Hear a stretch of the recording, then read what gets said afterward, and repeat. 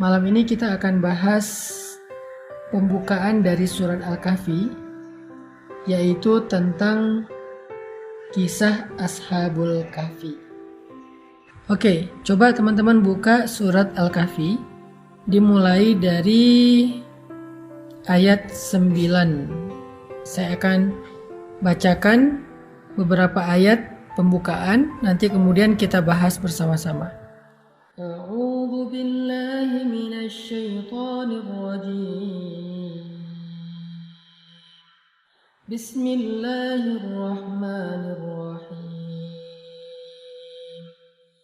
Am hasibta anna ashabal kahfi war raqim kanu min ayatina ajaba إذ أوى الفتية إلى الكهف فقالوا ربنا آتنا من لدنك رحمة وهيئ لنا من أمرنا رشدا فضربنا على آذانهم في الكهف سنين عددا ثم بعثناهم لنعلم أي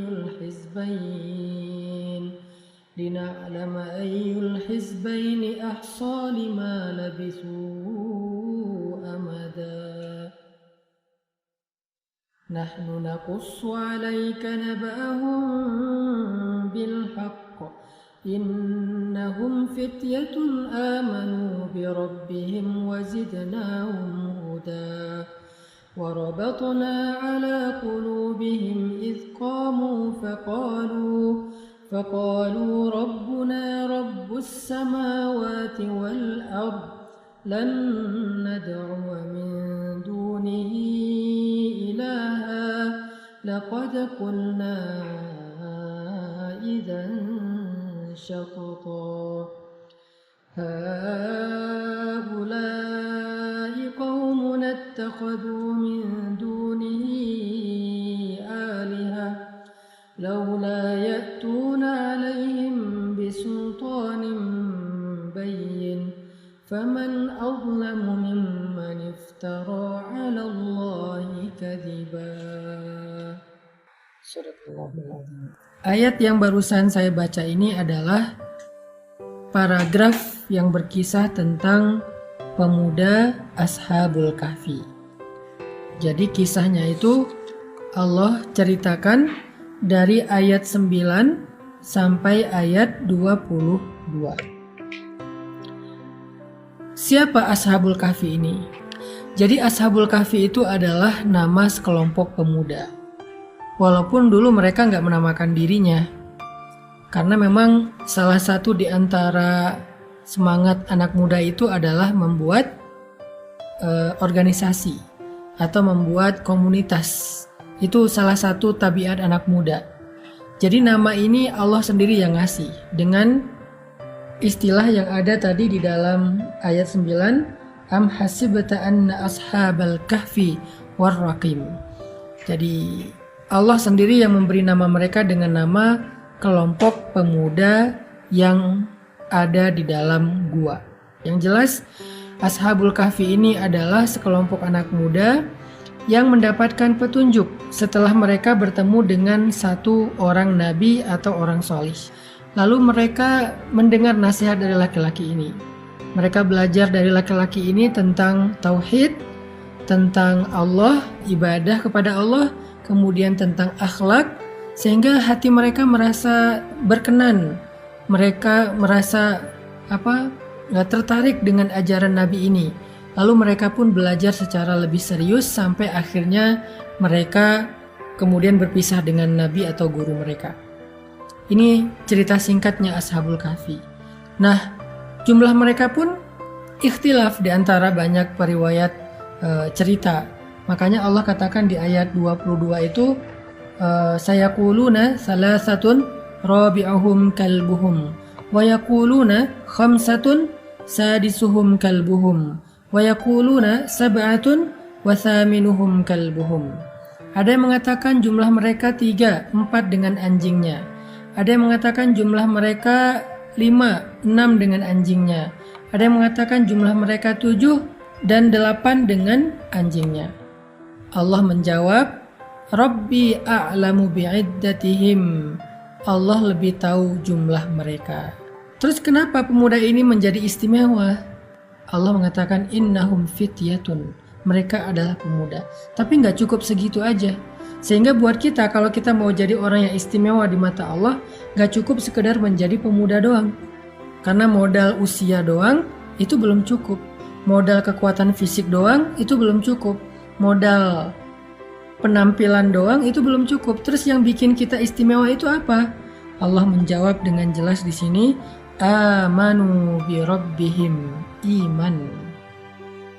Jadi yang menjadikan seseorang itu istimewa lebih daripada yang lain adalah isi hatinya, iman. Allah tuh nggak ngelihat penampilan kalian. Allah tuh nggak ngelihat perbuatan atau pekerjaan kalian. Allah tuh nggak ngelihat aset atau harta kalian. Tetapi yang Allah lihat adalah isi hati kalian. Di sini maksudnya apa? Maksudnya penampilan menarik itu bukan yang paling awal Allah lihat dari seseorang. Pekerjaan yang karir yang sukses bukan itu dulu yang Allah jadikan sebagai penilaian mulia atau enggaknya seorang hamba.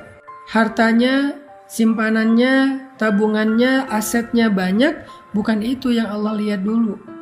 Yang Allah lihat, yanzuru ila qulubikum. Allah lihat ke dalam hati kalian. Apa maksud ngelihat ke dalam hati? Di sisi Allah, di mata Allah, orang yang di dalam hatinya ada iman, dialah orang yang mulia. Walaupun penampilannya tidak menarik, walaupun pekerjaannya tidak dianggap sebagai pekerjaan yang mapan, walaupun hartanya sedikit, tetapi kalau di dalam hatinya ada iman, maka dia adalah manusia yang istimewa di sisi Allah Subhanahu wa taala. Sehingga innahum fityatun, anak muda ini menjadi istimewa karena di dalam hatinya ada iman, amanu bi rabbihim. Di sini Allah lagi ngajarin kita tentang persepsi. Apa yang disebut dengan mulia, apa yang disebut dengan hina. Allah lagi ngajarin kita tentang cara pandang dalam melihat seseorang. Jangan melihat seseorang itu mulia karena penampilannya aja. Allah lagi ngajarin kita jangan sampai kita memandang seseorang itu mulia karena kagum kepada karirnya atau jabatannya. Jangan sampai kita memuliakan seseorang hanya karena hartanya. Tapi cobalah lebih dalam. Muliakan seseorang karena imannya. Muliakan seseorang karena kesolihannya. Muliakan seseorang karena kebaikan hatinya.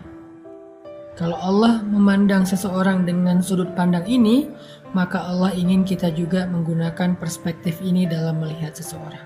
Yang perlu adalah kita tetapkan nih, perspektifnya apa dulu? Siapa orang yang istimewa di mata kita? Tanya kepada Allah. Harusnya orang yang istimewa di mata kita adalah orang-orang yang istimewa di mata Allah. Siratal ladzina an'amta alaihim. Orang yang Allah muliakan, itulah orang yang harusnya kita muliakan. Orang yang Allah istimewakan, itulah harusnya orang yang kita istimewakan. Siapa mereka? Banyak. Pertama, orang tua. Walaupun orang tua kita mungkin bawel, walaupun orang tua kita mungkin jadi beban, walaupun orang tua kita mungkin sering clash sama kita atau sama pasangan kita, walaupun orang tua kita mungkin pernah ngecewain atau nyakitin perasaan kita, tetapi Allah telah mengistimewakan mereka. Sehingga tugas kita adalah mengganti perspektif bahwa mereka itu orang istimewa dan kita layak mengistimewakan mereka. Nah, malam ini kita poin pertama membangun perspektif. Membangun cara pandang kita tentang sesuatu. Mana yang mulia, mana yang enggak. Mana yang istimewa, mana yang enggak. Ternyata caranya sederhana. Tanya aja ke Allah. Ya Allah, orang mulia itu siapa aja sih? Allah jawab di Al-Fatihah. Siratal ladzina an'amta alaihim. Allah jawab di surat Al-Kahfi. Fityatun amanu bi rabbihim wazidnahum huda. Pemuda yang beriman kepada Allah. Itulah orang yang mulia. Allah jawab juga di dalam surat Luqman atau surat Al-Isra, yaitu kedua orang tua. Jadi muliakanlah orang yang Allah muliakan. Itu baru perspektif yang benar. Sehingga siapa yang kita muliakan, siapa yang kita kagumi, dialah yang akan kita tiru. Allah di sini pengen nyuruh kita mengagumi Ashabul Kahfi. Sisi apanya yang kita kagumi? Iman. Dia anak muda, tetapi dia adalah anak muda yang imannya luar biasa kepada Allah. Tapi tahukah kita apa yang paling serius bagi Ashabul Kahfi? Apa hal yang menghabiskan waktu mereka, tenaga mereka, pikiran mereka, perasaan mereka, sehingga mereka menjadi orang yang istimewa, sekelompok anak muda yang mulia di sisi Allah? Hal yang paling serius bagi Ashabul Kahfi adalah mencari Tuhan, mencari kebenaran, belajar mengenal Allah Subhanahu wa Ta'ala. Itulah yang paling serius. Mereka belajar mengenal Allah lebih serius dari orang pacaran. Mereka belajar mengenal Allah lebih serius daripada orang yang lagi bikin usaha atau entrepreneurship. Mereka belajar mengenal Allah lebih serius dari orang yang kuliah dan dapat IPK yang tinggi di kampusnya. Mereka lebih serius belajar mengenal Allah daripada orang yang meniti karir di dunia entertain sampai ngantri demi ikut audisi. Mereka lebih serius belajar mengenal Allah daripada orang yang serius ngulik trik dalam sebuah olahraga yang dia sukai. Jadi mereka ketemu dengan nabi atau orang soleh untuk belajar agama itu bukan kebetulan, tapi itu sebuah pencarian panjang. Bukan kayak lagi nongkrong tiba-tiba didatangin sama orang soleh, diceramahin terus dapat hidayah. Nggak sesederhana itu ceritanya. Mereka tuh belajar tentang Allah itu bukan insidental, nggak sengaja gitu, bukan. Bukan lewat sosial media ngedengerin One Minute Booster sesekali doang, bukan. Tetapi sebuah pencarian panjang dan serius. Itulah yang menjadikan Ashabul Kahfi istimewa. Karena tenaga mereka, pikiran mereka, perasaan mereka habis serius mereka gunakan untuk belajar mengenal Allah. Buat mereka, belajar mengenal Allah itu sesuatu yang sangat penting. Lebih dari apapun. Karena mereka orang yang berpikir. Mereka orang yang cerdas. Saking cerdasnya, mereka bisa tahu bahwa hal yang paling penting dalam hidup itu adalah menemukan pencipta. Agar kita tahu kenapa kita diciptakan, untuk apa kita diciptakan, lalu kemana setelah kita mati. Saking cerdasnya mereka, saking briliannya mereka, mereka bisa mengerti bahwa hal yang paling penting dalam hidup itu mengenal Allah Subhanahu wa Ta'ala.